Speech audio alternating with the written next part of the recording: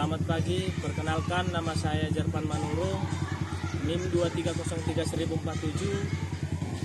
jurusan PJKR. Di sini saya ingin memenuhi tugas dari Bapak dosen Dr. Denny Aprial, SPD MPD, yaitu strategi pembelajaran Penjas. Di mana di sini saya akan mengobservasi salah satu guru olahraga yang berada di sekolah UPT SDN 08 Tanah Hitam Ilir. Selamat pagi Bapak. Selamat pagi. Ya, perkenalkan Pak, nama saya Jarpan Manurung. Saya mahasiswa dari STOK Binaguna. Jika diperkenankan Pak, tujuan saya kemari ingin melakukan observasi kepada Bapak selaku guru olahraga atau pencaskes di SD ini. Kalau begitu Pak, di sini ada beberapa pertanyaan yang saya ajukan kepada Bapak.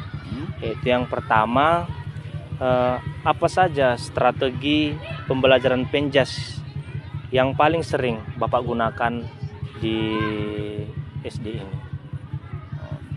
Sebagai guru olahraga tentunya ada beberapa strategi yang biasa saya lakukan dalam melakukan pembelajaran. Salah satunya yaitu strategi pembelajaran inquiry, di mana menurut saya pembelajaran inquiry itu adalah salah satu pembelajaran yang memberi kesempatan kepada semua siswa untuk mengeksplorasi semua kegiatan yang ingin mereka lakukan. Kira-kira itu.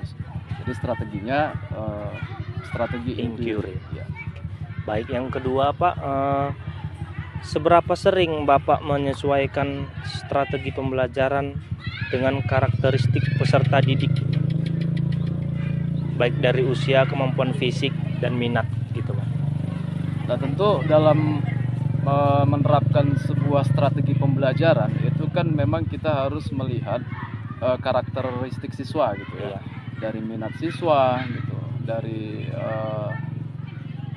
keinginan siswa.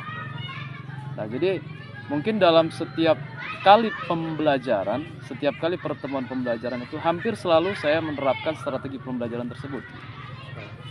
Oh, berarti dalam untuk strategi ini seringlah Bapak lakukan.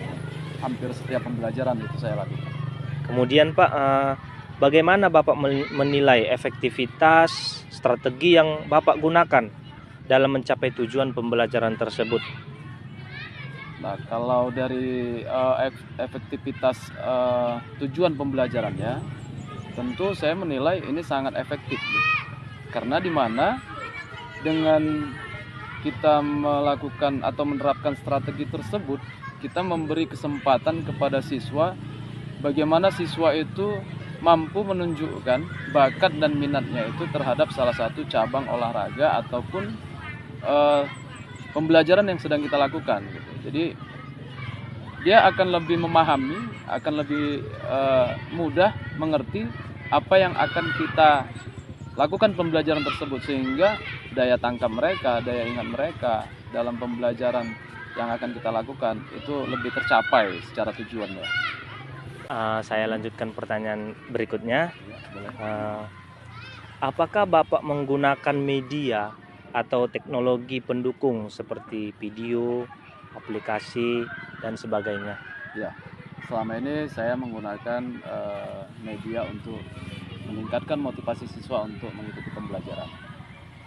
Baik Pak, selanjutnya strategi apa yang Bapak gunakan untuk memotivasi siswa yang kurang aktif atau tidak percaya diri dalam mengikuti kegiatan Penjas Pak?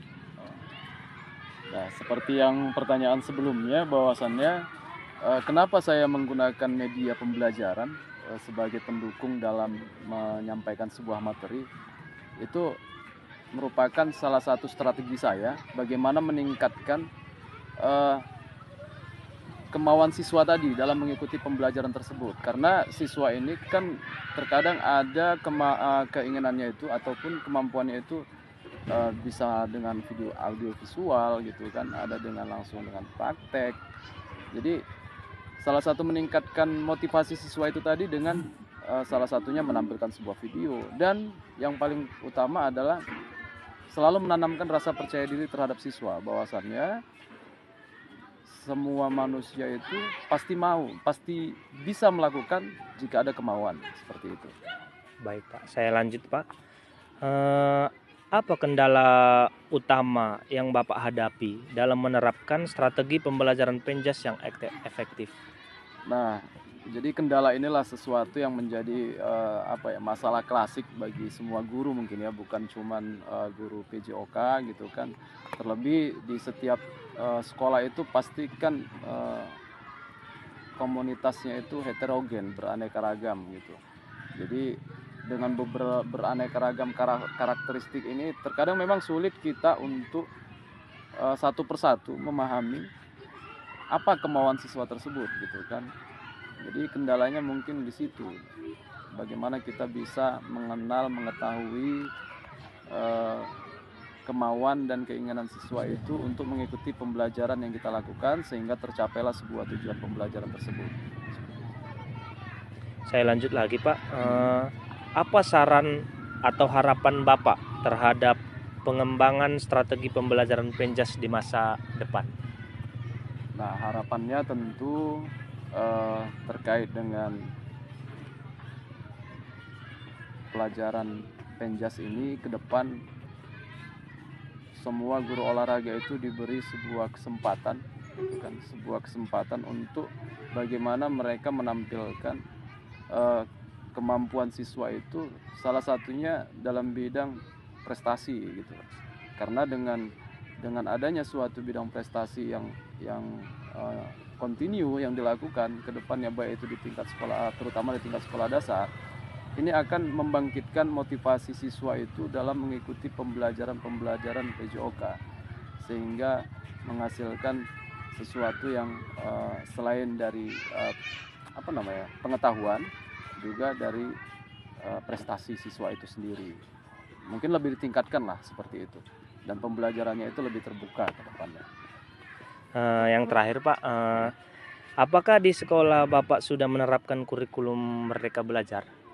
Untuk sebagian kelas sudah, itu ada kelas 1, kelas 1, 2, 4 dan 5 ya. 1, 2, 4 dan 5 ya Pak. Ya, itu kurikulum Merdeka, dan selebihnya itu masih kurikulum yang lama.